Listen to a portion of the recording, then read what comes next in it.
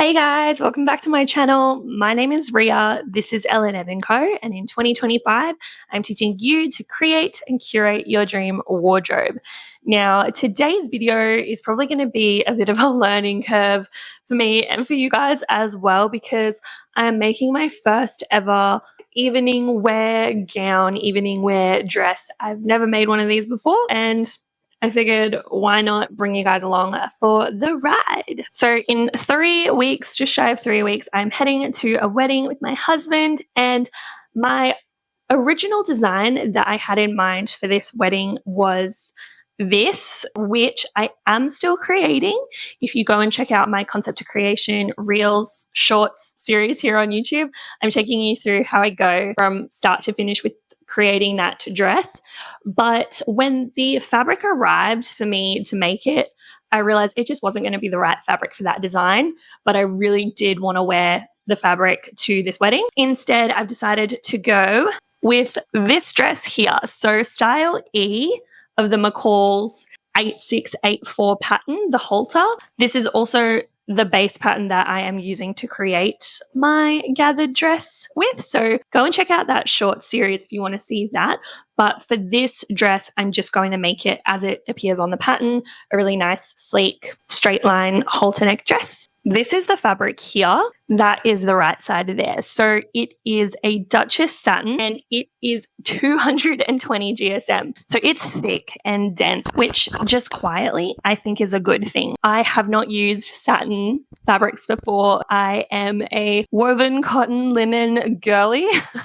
So I chose the Duchess satin because it is a little bit more structured, it is a little bit thicker, and it does have just more of that woven characteristic to it. I didn't want to dive in with my first evening wear gown project with something like a crepe back satin or a silk or a charmeuse or something like that. It was just going to be a little bit too intimidating, whereas I feel like I will get the best results for the greatest ease of sewing with this particular fabric. So like I said, it's a Duchess satin, it's polyester. You can get silk Duchess satin, but I wanted to spend as little dollar bucks as possible. This actually ended up being really affordable. I purchased it from Rainbow Fabrics. They're down in Sydney, and it was $11.95 a meter. So I was really happy with that. And like I said, it's thick, it's 220 GSM, so it's going to provide a lot of structure and a lot of weight, which for this kind of design, I think is going to be great. If I was doing the gathered design, this was not going to work. It was going to be way too puffy and just way too like...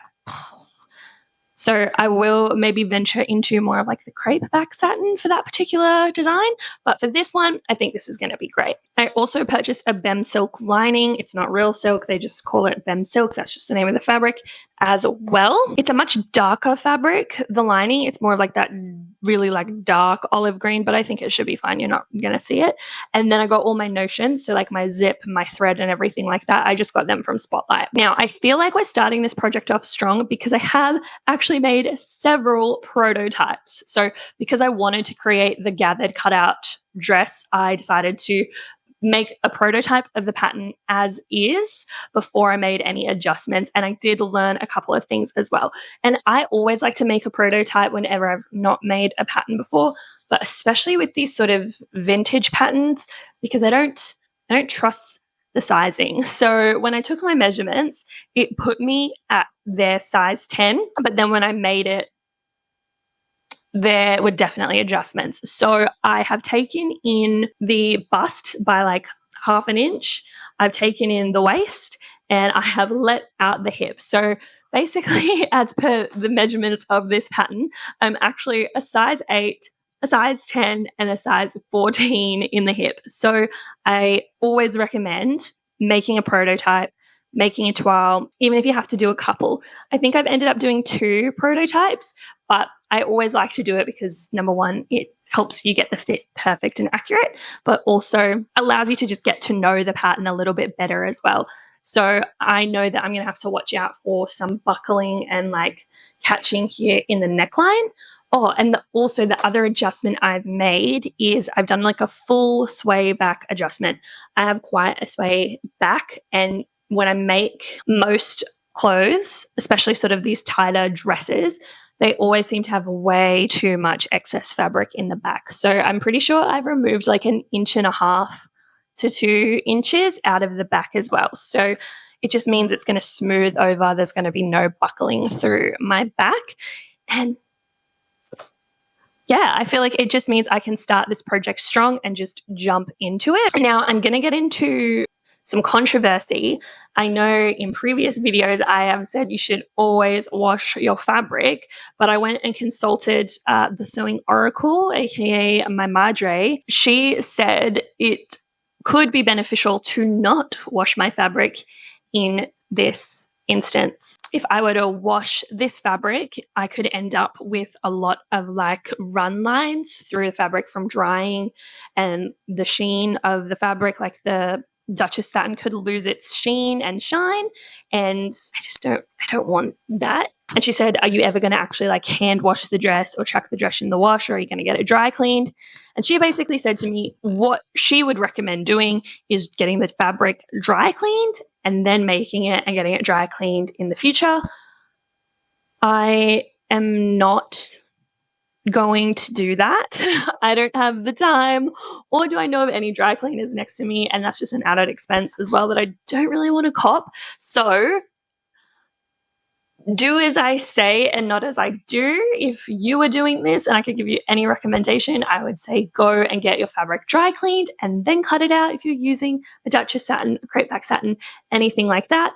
But for this dress, I will not be pre-washing my fabric. I know it feels like so just crazy for me to even say that. It feels so out of character because I know what I have said in previous videos that you should always wash your fabric, but I won't be doing it this time. Now, the fabric that I've chosen for this dress, this Duchess satin, it is a polyester Duchess satin. It is not silk. I often see people that like don't know anything about fabric referring to anything satin as like silk. It's a silky fabric. Oh, my silk dress, my this. And that's okay. Not everyone is a sewing buff, fabric buff, super into fashion, but not all satins are silk and not all silks are satin. So with this one, it's polyester. Again, I know it's not my usual style to purchase polyester fabric, but it's a polyester Duchess satin, satin being the weave, polyester being the fiber, but you can also get silk satins, silk being the fiber, satin being the weave, and then you can also get silk fabrics that are not satin. So I just wanted to make that distinction here. It's not a silk fabric, although it is shiny. And then obviously it's a BEM silk lining, so polyester as well. But yeah, so the plan is I've already made my toile, cut out the pattern. I basically have to iron this fabric and then go from there. Okay, so we are out in my living room and the lighting isn't that great out here, so I do apologize. I have not purchased an ironing board since we moved. I had to get rid of my last one, which was like a tabletop ironing board. It just had no padding left and it was just leaving marks all over my clothes. So I'm going to use my cutting table, which is basically just a trestle table from Bunnings. I'm going to give it a wipe though because these get super dusty. I'll lay down some towels and then we can start ironing our fabric. I'm so excited. Definitely not the most glamorous way to iron your fabric, but you know, we are making do with what we got. I'm going to do the lining first because it's the lining. You're not going to see it. So if any mistakes are made, at least it's going to be on the lining and not my fashion fabric. I'm going to iron it on grain. Oh, they folded it that way. I don't think I could go any hotter than that. It will literally just melt. So my fabric is ironed, my pattern pieces are ironed, and I'm lining everything up on grain. As we know, this is the most crucial step when cutting out. Hey guys, so I have cleaned my machines, both of my machines. I've wiped them over. I've also swapped out my needles and put in a ballpoint needle. It's a size 11, I think. A ballpoint needle has ballpoint at the end, but it basically just means that it's rounded at the base of the needle rather than being sharp. And it's really, really good for these kind of fabrics, stuff that snags easily or that like could leave needle marks. So instead of piercing the fiber and breaking the fabric, it actually just kind of like separates them and pushes the thread through. So let's get into it. I've got my front facing for my center front. I've then got my side front facing, and then I have my back facing, which I did have to draft myself. So I basically like removed the dart and then followed the back piece because that was the only pattern piece I was missing. I don't know where it went. So I drafted my own back facing. So I have to attach all of these together. But I'm wondering, is it going to be beneficial to interface them? It doesn't say to interface them on the pattern. Would I be remiss if I didn't interface them? Because it's 220 GSM. Like, does it need interfacing?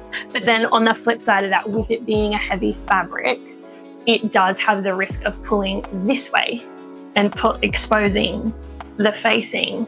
But I am understitching it. So what do? I think, you know what? I think I am going to interface it. I think that's going to be the smartest thing to do. I'll interface the facings, and I will not interface the lining. So for those of you who don't know, interfacing is, where is it? Okay, this is interfacing. This is like the thickest interfacing. I use this for corsets and stuff. I won't be using that for this. Where is it?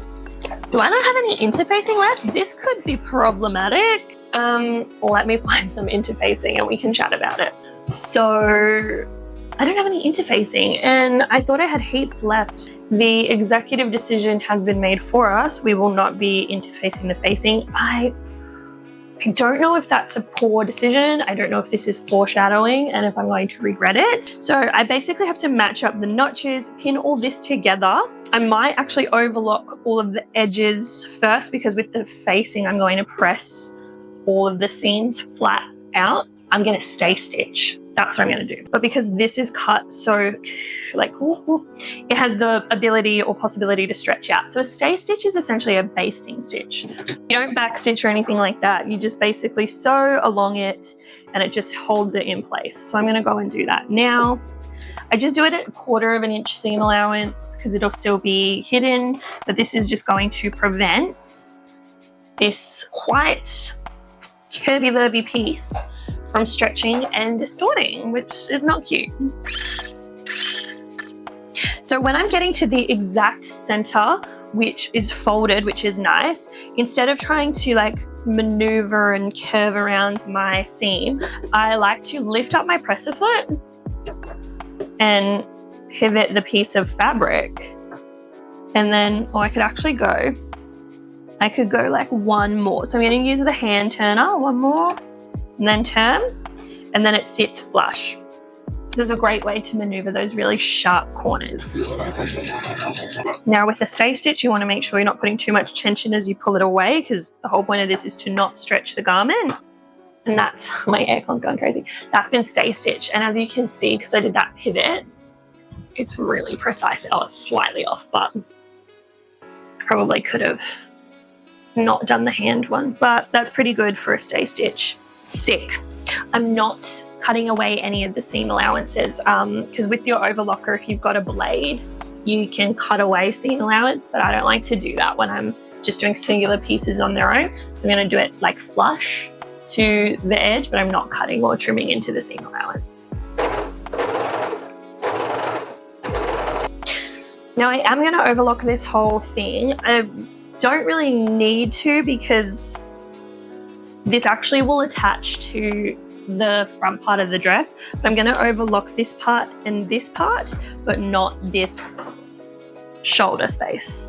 Now, the key to making sure your garment comes together as professionally as possible is to clip your seams at every single seam. It's just such a big piece of advice.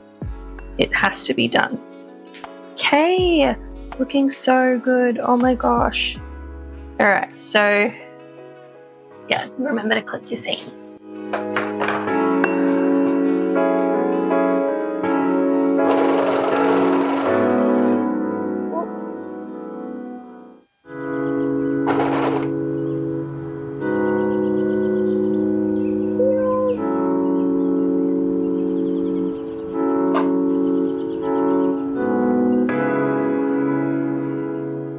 Okay, that's my facings done. Okay, so that is all done. I need to iron that, but I think I'm going to sew my front pieces together now and pin them all up and get them ready. I'm going to stay stitch my center front of my fashion fabric as well, of my shell. I'm going to take my center front part of the dress. I'm going to pin it to the side seams and stitch them up. Oh my gosh. This is starting to fray, so what I want to do is get both of these stitched up and then overlock them together.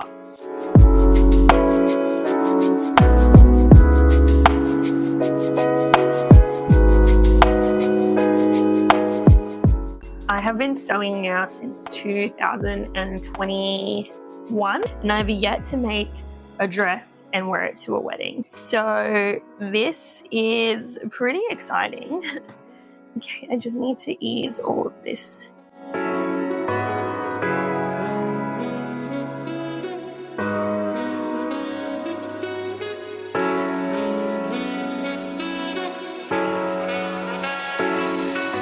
Okay, I'm going to clip the curved notches. I'm going to clip them every ½ inch and then we'll go see what it looks like and have a play and give it a press.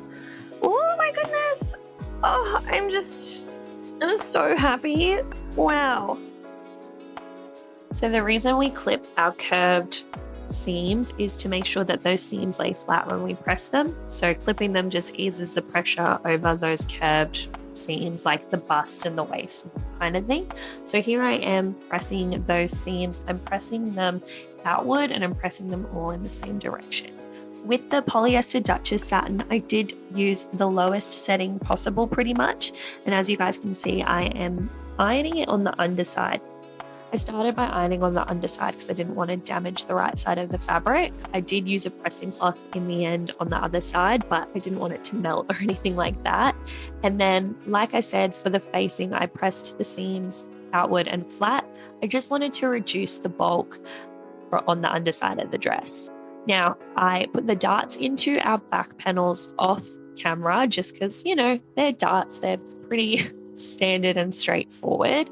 But I did want to interface where I was putting the zip. So I found my interfacing plot twist. It was hiding in a drawer. I'm putting an inch width of interfacing all the way down. Now, interfacing, this is fusible interfacing, so it's got glue on the underside. So again, I'm using a pressing cloth, making sure the side with the glue is sticking to the fabric. I like the fabric to cool down completely because then that way I know the glue has adhered properly. And then I just did the exact same thing on the other side of the back. I also ended up interfacing the facing piece, which was so good because I was really worried about that. So it did get interfaced. Now it's time to install the invisible zip, and I'm doing it in a way I've never done before. So I'm measuring out my zipper tape on that back seam, and I mark an inch above where the zipper ends, because that's actually where I want the zipper to stop on the dress, about an inch above the zipper. So I marked that, and then what I ended up doing was pinning from the top of the back seam all the way down to the bottom, leaving that pin as a mark to where I want the zipper to stop.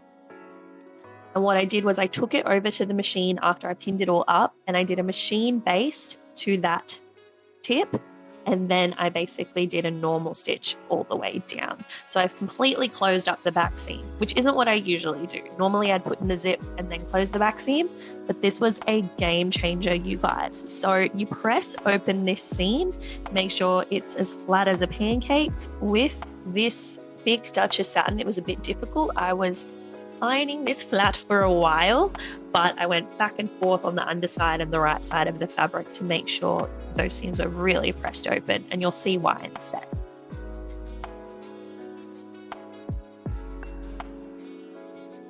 Once that seam was nice and pressed open, it was then time to prep the zipper. So I did this in the same way that I would, put my iron on low heat and pressed open the zipper coils.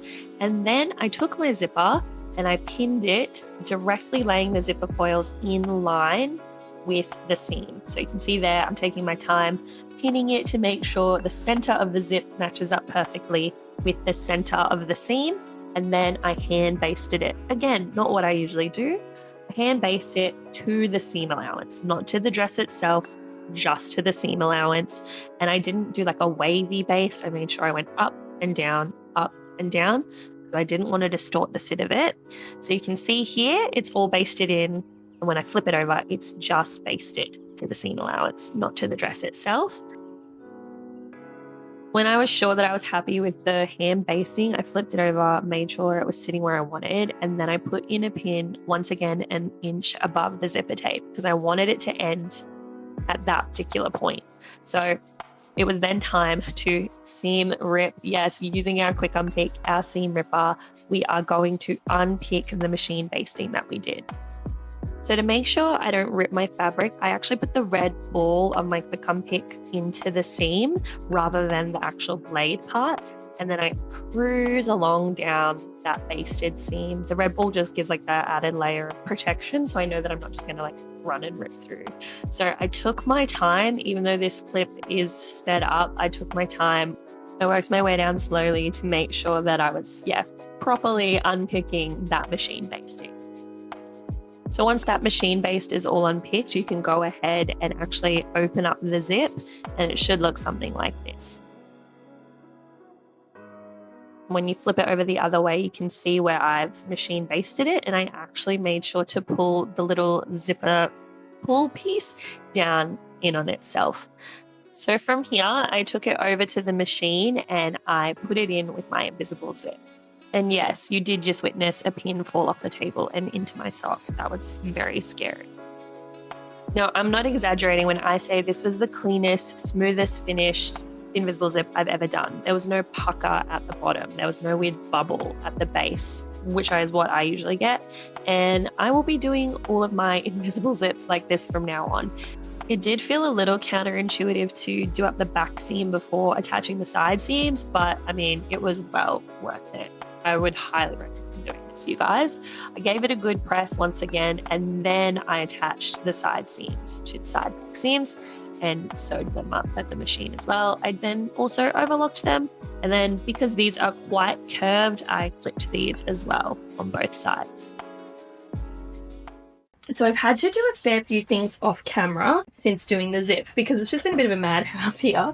But I stitched up the lining exactly the same way that I did with the shell. And I've put my little label in there. I did forget to do it and had to unpick it and put it back in, but it's there. I have left in this front seam here, obviously a split for the split. And then on this side, I've left an opening about this big to sew the split on this side and then pull everything the right side out to itself. I know that doesn't really make sense, but it will. I've then tacked the lining and the shell together and I've overlocked it here just because it was fraying a fair bit. I'm nervous to overlock this part because these are like sharp corners and the blade, I don't want to risk cutting anything. So I'll trim that back and get rid of the fraying. What else can I show you guys that I've done? Oh, my mum helped me pin up the hem. I wore it and pinned it up. So from here, we're on the home stretch. I didn't really want to film the lining because it's exactly the same as sewing the shells together. The key difference is the shell and the lining are sewn together wrong sides facing. So usually you would sew them like at the zip as you would and then turn it all inside out and sew them right sides together and flip it all out. But this you sew them wrong sides together and then we're going to take our facing and then sew our facings right sides together like this. Flip that down. I don't know how that's going to work. I think what I'm going to have to do is sew my facing. I'm going to have to hand tuck my facing down. That's going to be where the hand stitching is. But then, sew the facing here, right sides together, and then flip that, and that's going to be like this. And that's how we're going to end up with the clean edge at the top. So my facing is done. I did end up finding the interfacing for that, which is really, really good. So happy days. I did have to let it out a little bit through the front, but the next steps from here are to sew up the lining and the shell at the split here, and then sew the hem, and then put the facing on, and we should be done. Oh, home stretch, home stretch. While in theory sewing the split was simple, I wouldn't say it was easy. I had to do it twice and I found that there was some puckering. So I understitched it and then I actually went in and hand tacked and understitched it to just make sure it was weighted properly because I did find it was pulling. I then pinned the facing right sides together. As you can see, I've sort of pinned really well in those corners because I'm going to have to make sure that I pivot at the exact right spot so that everything catches and those seams are perfect. I really took my time here. I actually measured out like 5/8 of an inch with a pencil and marked it on that underside of the fabric to make sure I knew my needle was going in the right spot at the right time and I was pivoting perfectly. But I did only have to do this part once, which was really good. I thought I might have to unpick it and then reattempt it, but just took my time and went really slow. When it came to understitching, this is no exaggeration. This is literally how I looked, head smack bang against my machine, going like snail's pace, making sure I was doing the best job of like stretching it out, making sure the seam allowance was getting tacked down. And yeah, I was doing the best understitch that I could. I really looked like a crazy person here, but you got to do what you got to do. And this is what it looked like after I had hand stitched in the cups and had finished understitching and everything. So I got that understitch as close as I could. And I just hand tacked those cuts in. I probably did them a little bit too high, but better than nothing. And I also did a hand tack to make sure the facing didn't roll up and come away. So I just hand tacked that to the side of the lining. And I was really happy with this. You guys might have seen in an earlier clip that I put bias binding on the facing.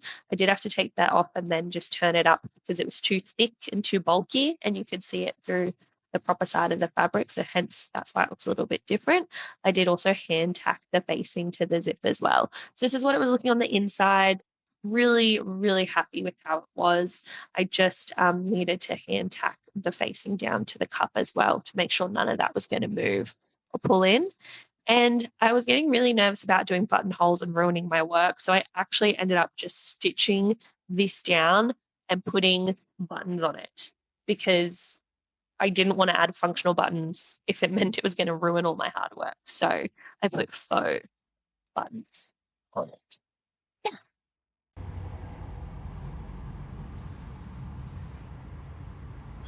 So this is where we're at. There's a couple of fit issues that I should have probably picked up in the toile that I'm like not 100% happy about. Like here, I actually could have patterned same as what I did in the back. I could have patterned it out here in the front. I don't think it's a pattern issue, but like the split, I'm hoping when I do the hem, the weight sort of pulls this down because I'm getting like this pucker here, but I think that's just, you know, a sewing skill that I'm gonna have to get better at. I did this twice. What else? Oh, again, I don't think this is a pattern issue. I think this is just sewing. There is like pulling, and it's almost like, you can see on the side, it's like becoming a cowl rather than sitting flush, and that could also be because of the padding. Hold on, I'll just, actually, when I pull them up, it's a bit better. Now I've pinned, you can't really tell, but I've pinned the neck, and I really get nervous about buttonholes. So I'm thinking, because it's just for me to wear, you know, no one else is going to be wearing it, I've put this on pinned, like I've just put it over my head and then zipped it up. I think I'm going to do faux buttons. Like I'm going to stitch this shut, I think, and then put faux buttons on it. Might have to go in and trim that. I mean, for my first ever time sewing this pattern, first ever time, you know, using this sort of fabric, yeah, see, when I make the next dress, I'll definitely be making sure to remove all this. Like, I'm pretty happy with it for a first attempt, really, but there are things that could definitely be better. So tricky things was attaching the facing. I still need to go and stitch down the facing. These corners are quite sharp and angular. The other thing was the split, obviously. I think another thing that's going to be a bit difficult is hemming it. Zip, easy. General construction, easy. It's just the finicky bits. So from here, what I need to do now is hem it. I then need to put in the buttons and then finish doing a bit of hand stitching. I just am not like, I think I've been working on it too long and now I don't, like, I'm sick of looking at it. And also, like, look at my skin. I don't know if you guys can tell, but your girl is having like the worst hormonal acne at the moment, and just like when I put it on I don't feel cute, but I think once I've got like my shoes and my makeup and everything on, I'll feel a lot better about it. But I'm at that point of the project where I'm like, I just want it to be done. So I am probably gonna do that. So faux buttons, stitching this up at the back, and then hemming it and a bit of hand stitching, and we'll be GG. Oh, and obviously giving it a good press, obviously. So I went away and did all the hand sewing and all the jobs that needed it to be done. And without further ado, it is time for the reveal in 3, 2, 1.